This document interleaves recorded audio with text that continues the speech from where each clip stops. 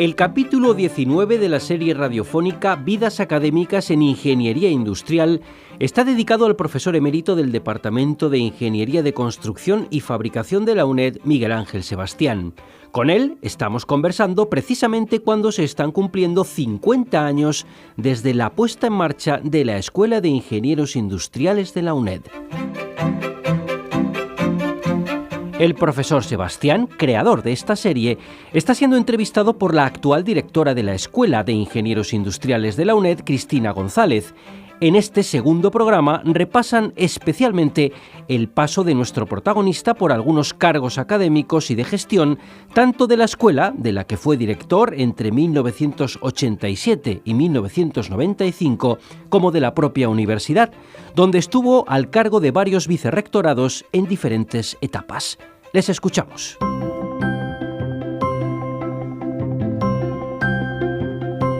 De nuevo nos encontramos con el profesor Miguel Ángel Sebastián Pérez a efectos de continuar con este rápido pero interesante repaso a su vida académica.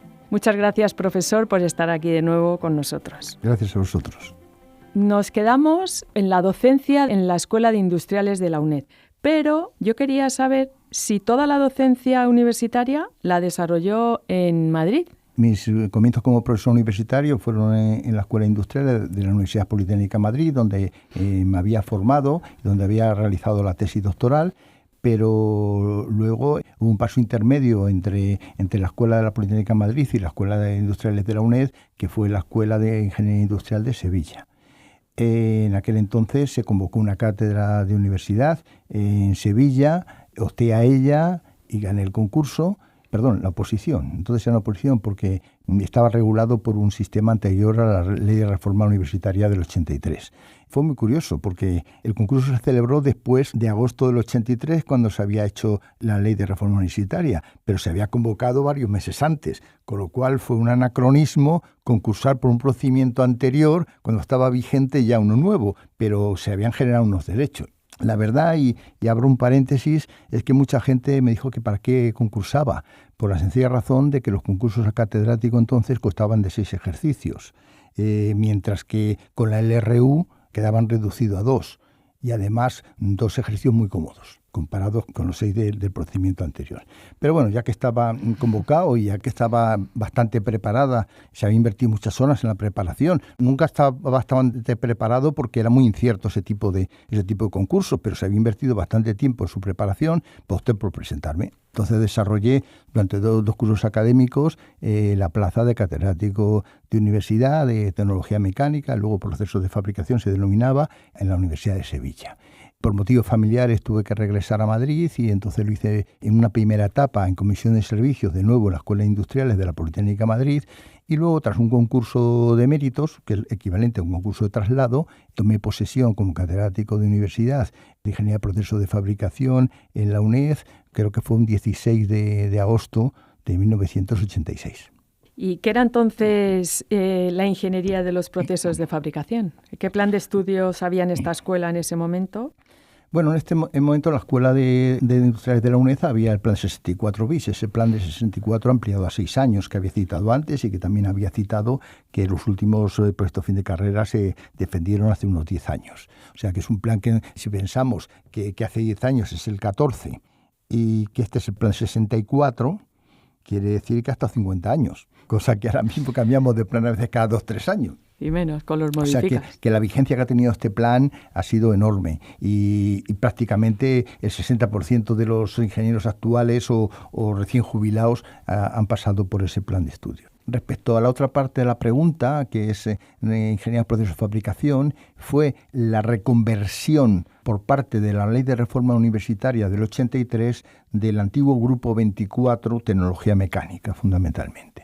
Es decir, las escuelas de ingeniería, antes de la Ley de Reforma Universitaria, estructuraban según grupos de cátedra. Había uno que era cinemática y dinámica de máquinas, otro automática, regulación automática, otro física aplicada, etc. Y tenían un número romano, concretamente el de tecnología mecánica, el grupo 24.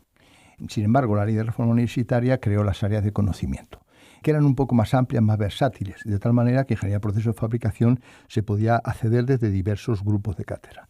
Y también desde tecnología mecánica del Grupo 24 se podía acceder a 2 o 3 áreas de conocimiento. Quizás las más importantes, las más frecuentes eran o ingeniería mecánica o ingeniería del proceso de fabricación. La mayor parte de los profesores del Grupo 24, tecnología mecánica, optaron por ingeniería del proceso de fabricación. El nombre es un poquito más amplio, porque no solamente se reduce a los de carácter mecánico, sino puede incluir los de algún otro tipo de carácter. Sin embargo, ya digo, surgió de la tecnología mecánica y a lo largo de todos estos años, del 83 hasta ahora, de estos 31 años, ha ido diversificando, transversalizando y flexibilizando mucho las barreras de la tecnología mecánica con otras tecnologías. Que aparte de hablarnos de su vida académica, nos está poniendo al día de cómo se ha concebido y desarrollado nuestra escuela. Esto es muy interesante también para todos los oyentes. Bueno, al poco tiempo de su incorporación a la UNED, se tiene el hecho histórico de la puesta en vigor de los primeros estatutos democráticos de esta universidad y se desencadena un amplio proceso constituyente que le lleva en primera instancia a la dirección del recientemente creado Departamento de Ingeniería de Construcción y Fabricación y en poco tiempo a la dirección de la escuela, ¿no? Sí, la ley de reforma universitaria fue una ley muy revolucionaria para la Universidad Española, rompía muchos moldes y generaba una nueva estructura. Entonces, en todas las universidades esa ley provocaba un reset completo, pero que empezaba cuando se aprobaban los estatutos. Aunque la ley era de agosto del 83, que entraba en vigor en septiembre del 83, la UNED le costó los estatutos hasta, creo que julio del 86, porque hubo una primera propuesta de estatutos, el ministerio, que es la administración a la cual dependía la UNED. Recordemos que casi todas las universidades, su autoridad es la Consejería de Universidades o de Educación de su comunidad autónoma, pero que la UNED depende directamente del Gobierno de la Nación. Con lo cual, el Ministerio y sus asesores jurídicos pusieron una serie de observaciones que hubo que subsanar y entonces, en segunda instancia, se aprobaron ya los estatutos y entraron en vigor. La rectora de entonces, que era la profesora Elisa Pérez Vera, aprovecho para decir que era la primera mujer rectora en las universidades españolas, tuvo que disolver el claustro, todas las juntas de escuela y de facultad, todo el mundo pasó a estar en funciones y se empezaban a cumplir los estatutos para reconstruir la universidad a partir de la ley de reforma universitaria y de los estatutos propios de la UNED. Entonces, bueno, hubo que hacer los departamentos con otro orden, unos números mínimos que para la UNED eran un poco más generosos que los que había para otras universidades y empezó una época, la 2.0 de la historia de la UNED y también de la escuela. Entonces, pues se hizo el Departamento de Ingeniería de Construcción y Fabricación, que por cierto, cuando tomé posesión en agosto del 86 estaba prácticamente definido, pero las primeras elecciones a director de ese departamento ya había tomado posesión y opté por presentarme y fui el primer director de ese departamento con la nueva denominación por elección. Antes había habido algún director en funciones. Eso pasó también a nivel de la propia escuela, que hubo que hacer nueva junta de escuela, nuevas elecciones. Y entonces en el año 87 consiguió la dirección de la escuela el profesor Mariano Artés, que por cierto aprovecho para decir que es uno de los personajes que ha participado en 2 programas de la serie Vidas Académicas. El profesor Mariano Artés Gómez, que fue rector de la UNED posteriormente, optó a la dirección y bueno, empezó una nueva andadura de la escuela. A partir de entonces ya cumpliéndose la LRU y los nuevos estatutos. Pues permítame que ahora me centre en el cargo de directora al que ha hecho alusión de la Escuela de Industriales de la UNED, desempeñando ese cargo entre diciembre del 87 y junio del 95. Un cargo muy importante en sí mismo y muy oportuno de resaltar en este espacio radiofónico, coincidente con el 50º aniversario de la escuela. También creo que los cargos de gestión son un servicio a la universidad y a la sociedad, que muchas veces cuando uno entra a formar parte a ser profesor de la universidad no sabe ni que existen y luego pues uno se da cuenta pues que también hay que formar parte de ellos, ¿no? y dar ese servicio a la sociedad. ¿Qué resalta de esa época como experiencia personal, como aportación a la institución? ¿Qué retos importantes tenía la escuela en ese periodo? Quiero recordar que fui el 5º director de la escuela y que usted es la 10ª, o sea, que estoy a mitad camino entre su fundación y la situación actual. Yo creo que un director de escuela, sobre todo en aquella época, no tiene los grandes retos heroicos, sino es el día a día. porque está todo por hacer, está todo por consolidar, y el comportamiento, el talante y las decisiones pequeñas que se van sumando van generando un antes y un después. No hay tampoco una estructura, ni tampoco hay unos objetivos, ni unos medios económicos para adoptar grandes proyectos. Pero creo que es muy importante la seriedad y la tendencia a lo largo de una misma trayectoria en el día a día. Pero evidentemente uno de los primeros temas, un tema urgentísimo, eran los locales. Ya se ha dicho antes que teníamos esos 4 o 5 despachos, y justamente en esa época el rector, que era el profesor Artés, hizo una política muy agresiva de ampliación de locales.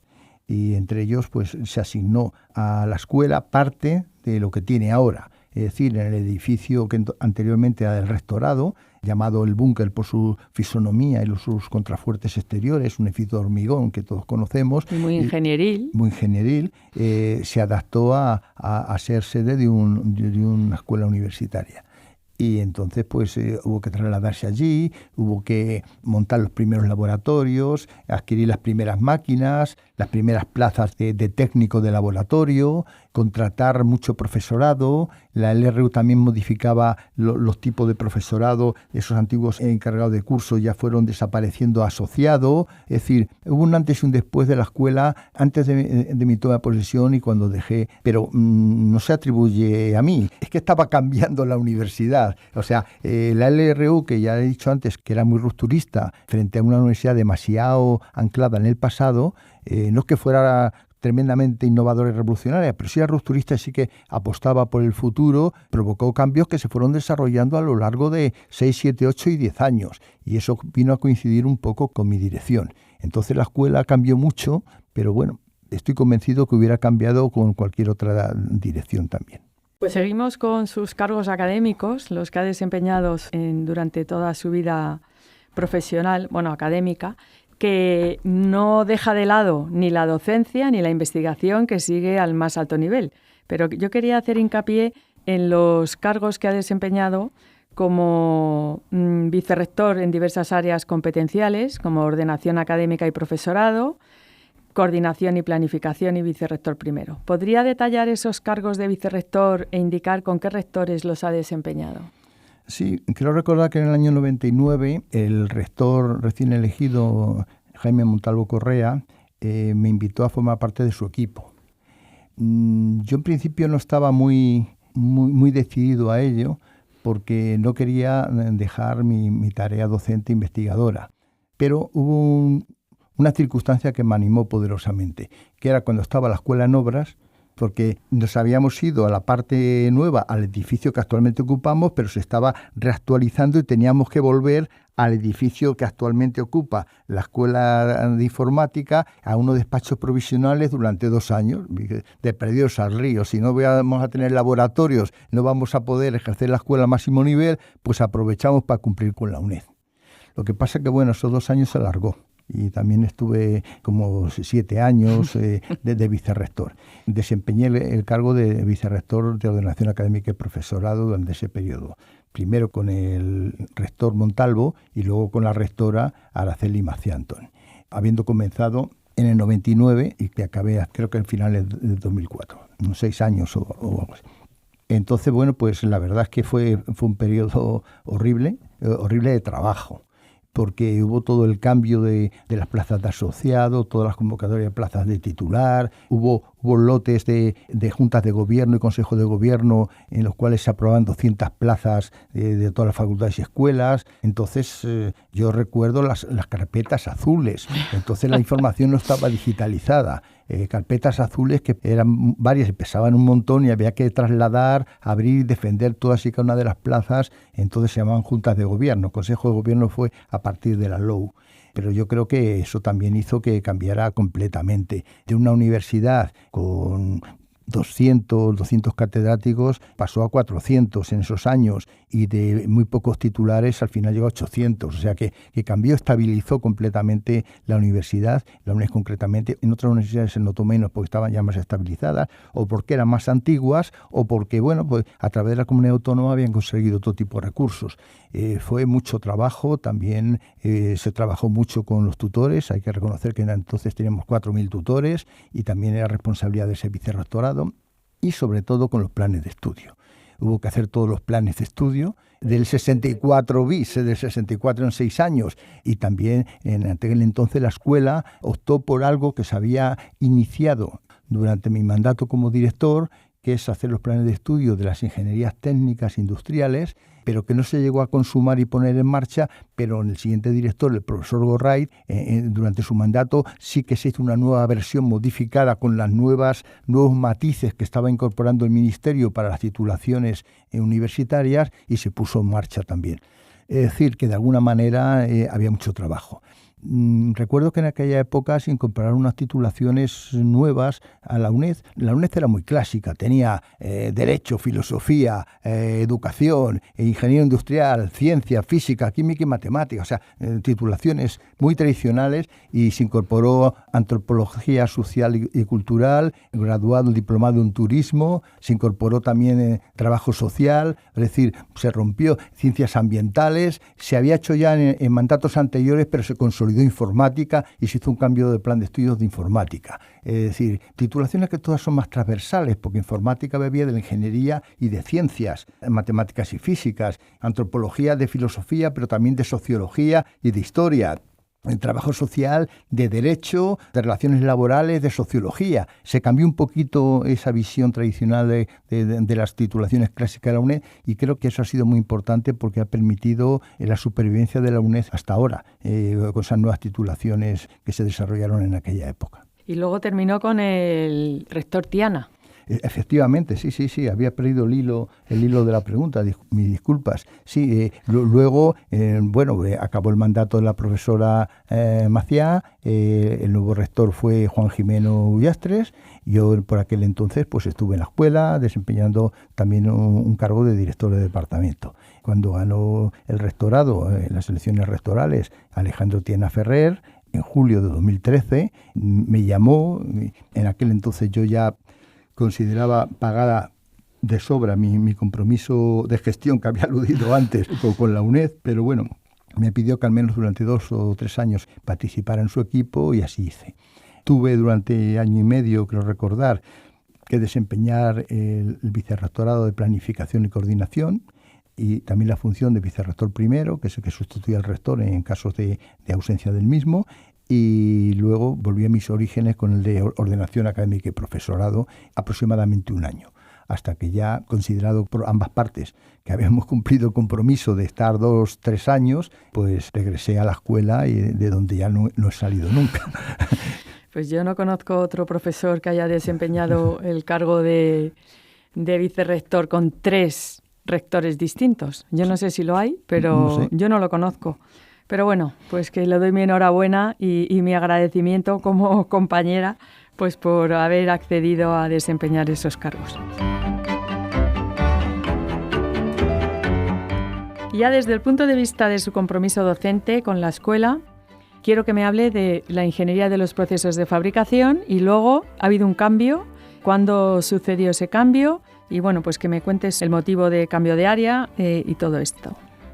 Como decía antes, yo nací como profesor en tecnología mecánica, pasé por reconversión legal a ingenieros de procesos de fabricación, y ahí donde he desempeñado pues mi especialidad y mi vida académica.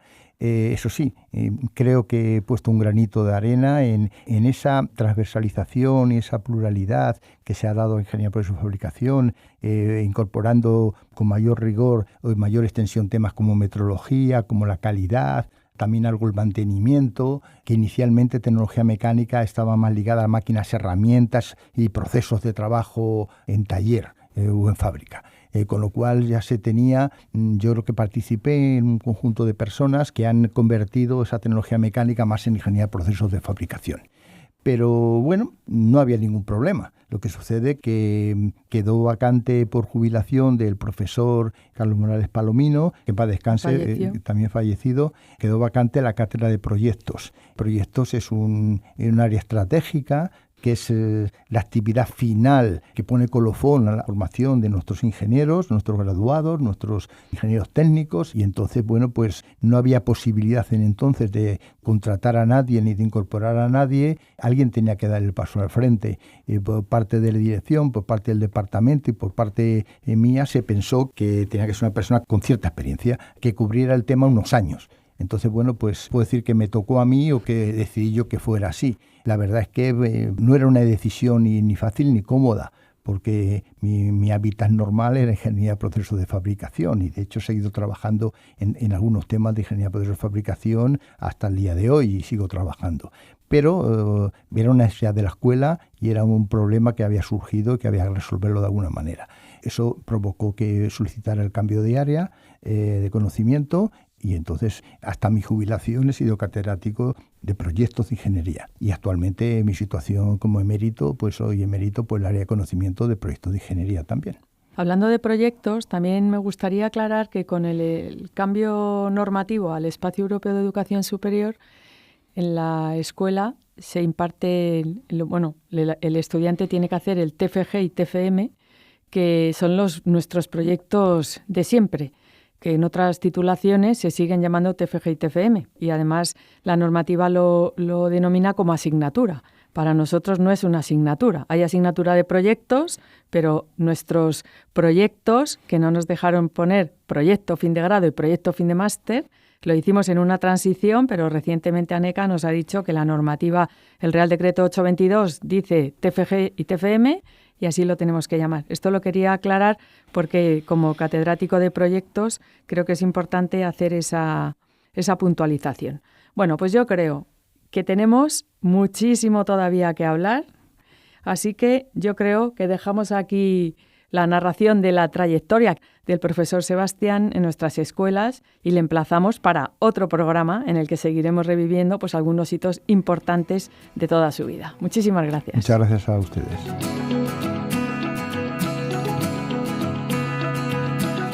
Pues como hemos escuchado, seguiremos repasando la vida académica del profesor Sebastián en el siguiente programa de esta serie, que está disponible en nuestros canales de Internet.